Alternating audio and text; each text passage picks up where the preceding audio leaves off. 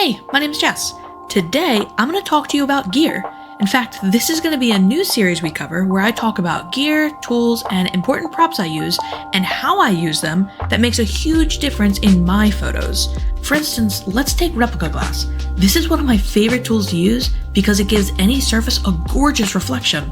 But have you ever tried using it on the back surfaces? You might have tried and realized it's a little risky to just lean it up.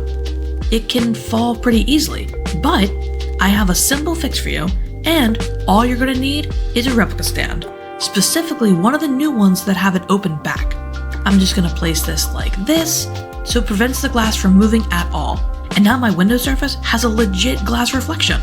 Here's a couple of the photos I did with this.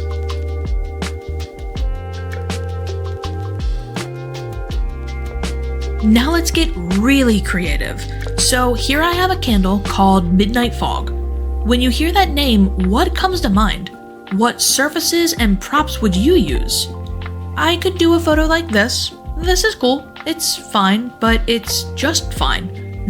We can do better. You know what this photo needs. It needs fog. So naturally, I start scrolling Amazon, as one does. My first thought was trying to find a handheld fog machine of sorts, but literally every single option I found was either super expensive, super complex, or just flat out not viable size-wise. Then I came across this small $40 tabletop food smoker machine. It's small enough to fit on the Replica Studio, and easy enough that even I can make it work. And the smoke it creates fits the fog vibe we're going for perfectly. So I copped it, got it set up, and it worked like a dream. If your dream is smoking food dishes, which doesn't really work for me, unfortunately, in this situation. The smoke the machine creates is fantastic. However, if we use the machine exactly as it's advertised, we get this really awkward pooled look around the bottom of the candle. The look isn't bad, but of course, we can do better. So I got to thinking, I love the smoke this little gadget produces, but I needed to work around my shot a little bit better. I need to shape the smoke better. How am I going to do that? Well, here's the creative solution. The smoker is fully modular, and the dome it comes with is fully removable, leaving us with quite literally a handheld fog machine.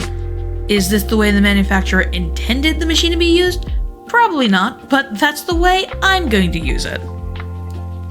By removing the included dome, we now have access to a fully directional hose of a super cool wispy smoke. The exact kind of wispy, controllable smoke we're looking for. Take a look at the before and after removing the dome.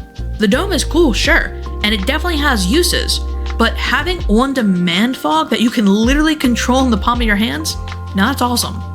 This style of smoke is exactly what I was looking for.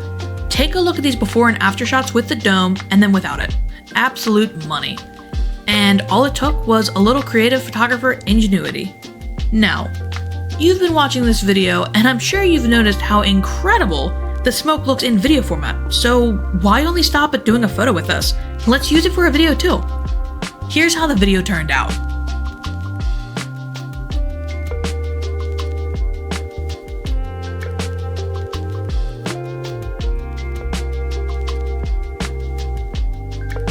I wanted to bring you guys through my thought process with this.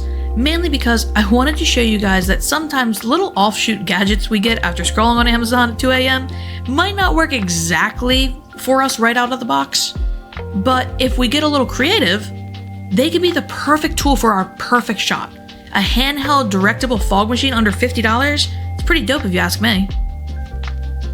What random gadgets and gear will I try out next? Guess you'll have to stick around to find out. Thanks so much for watching, and I hope you have a fantastic day. Bye!